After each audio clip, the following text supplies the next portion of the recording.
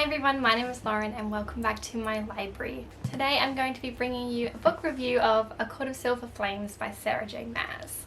I know that this is still a very new release, so there is going to be a lot of spoilers within this video, so if you haven't read the book yet, do yourself a favor and go and read this book. So, before we get into any of that, if you could like this video, it would really help out my channel, and if you could subscribe, I would love for you to join this chaotic channel. Okay, so, first thoughts on this. I ended up rating this one 4 stars. I did really enjoy it, and now that I've had time to kind of sit with it and think about the things that have happened, I'm really happy with that with my rating. Usually I want to change them, but I think that I'm going to stick with the 4 stars. I ended up actually reading this in 48 hours. So this being 750 pages, I consider myself a slow reader, so I am very proud of the fact that I managed to read it in 2 days, and one of those days I had to work. So I think that when I was reading it, I felt like it was kind of slow to begin with. Like, there wasn't a lot of plot. It was definitely a lot of character development, character driven, and I don't know, I think at that point I kind of wanted it to be more than it was, but now I'm reflecting back on it, I think that that is so important for this story to have had that. I think that, I'm going to put the book down because otherwise it's just going to glare everywhere. I think that being able to watch Nesta really live with herself and the thoughts that she's going through and how she plans to overcome it, and just that kind of like deep depression, self-loathing, is something that I haven't really seen in a book ever, I don't think. And the way that Sarah J Maas writes her stories and writes her characters, I think, is really effective in being relatable to other people. So I think that this novel is going to be really important for teens and young adults, and even adults who are going through a really tough time. I know now that I've read it and I can see the character development and the healing that had happened in this book, if I had have read this when I was really in like a really bad state of mind and really depressed and unhappy, I think that this book would have been a lifeline for me, and I think that it would have been something that I would have really clutched at, and it could have possibly have been like one of my favorite books of all time, just because it would have had that it would have had such a fiercer impact on my life if I was in that point. And I think that people are constantly saying, you know, either people have it worse or, you know, you've had worse days. When you're that young and growing up, one of those days has to be the worst day. And I think that for you to be able to reflect back on that and know that that was your worst day, like, even if you're in that state of mind right now, I think that reading this book would have been so important and like so powerful, because even though there's like this really desperate self-loathing aspect and like feel within the novel, there's also this huge hope and healing and development that you can go through. And I think that what I find with the novels is that if I can relate to it and stuff like that, it just impacts you more.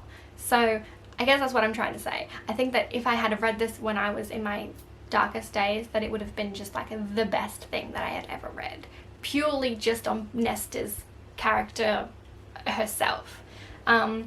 I also really did enjoy the training aspect of it and watching her grow more powerful and more confident in herself, and the way that the things that she did and the ways that she pushed herself were not ways that were like too difficult or too far. She never put too much pressure on herself to be something more than she was. It was more just that survivor's guilt, I guess, that she was feeling. So I did enjoy the training, and I really enjoyed her going to the library and becoming friends with Gwen. I really loved that Nesta found her own group of friends outside of the Night Court. I think that would have been, it was so important. I think that that aspect of it was just so important and something that she needed. She needed something that was away from Feyre and her family and the Night Court, and I'm really glad that even if it was a small group of friends, that she found that. And they were so supportive of her and supportive of each other, and I just, it was nice to see that kind of friendship in a novel that is also centered around romance. So I think those are the kind of things that I take away from it. Yes, obviously there is a lot of smut in here, and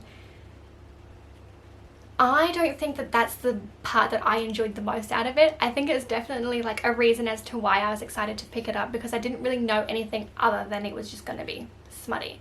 And it turned out to be like my least favorite thing, I guess. It wasn't even a bad thing. I still really enjoyed it. I just forget that Cassian is like a complete brute, and it's just, yeah, it's just not the kind of, I guess, intimate scenes that I wanted. It's still also very in line with their character.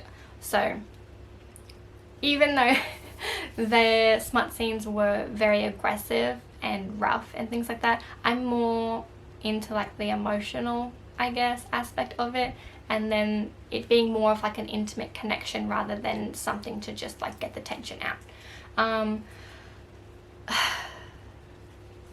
So those are the things that I liked about this novel.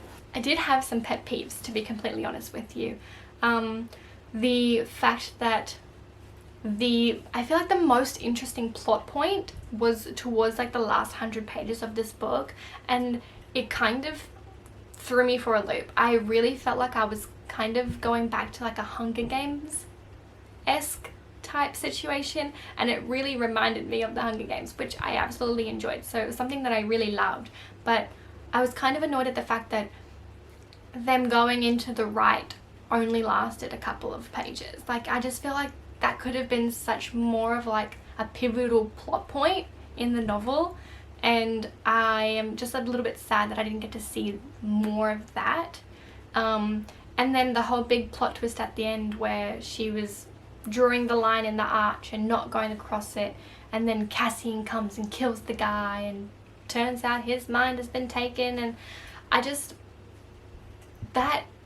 the way that was finished and the way that it was wrapped up was literally within like a page or two, and I just felt like that could have been drawn out more. I thought that was going to be like the next setting for the next book, and I think that would have been so cool to be able to see that like Cassian mind had been taken over, and there was like a whole nother book about having to try and get him back.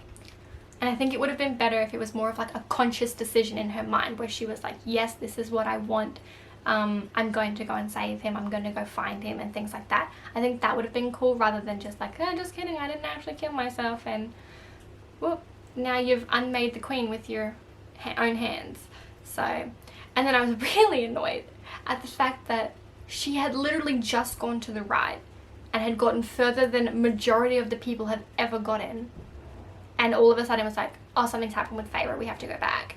And then it was never really discussed again after that. Like, it was all about Feyre after that, and that kind of annoyed me, because like, she's literally just gone into the right. She just saved her best friends and had them win the right, and she almost killed Cassian, or Cassian almost killed her, and it's just like, oh, but Feyre's having a baby, and that's more important than whatever just happened to you, and Feyre's life is more important than yours.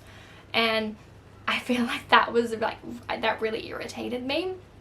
And then the fact that right at the end it was them going back to her father's grave, and it's like, Feyre is happy, the baby is happy, everyone's safe, Feyre is fine, and I was just like, I don't care about Feyre anymore. This is Nesta's story, and I understand that Feyre is still a pivotal point in the series, and that she's the reason why we even have this book at all, but I just wanted this to be Nesta's book, and I felt like the end of it made it about Feyre, and I just didn't like that at all.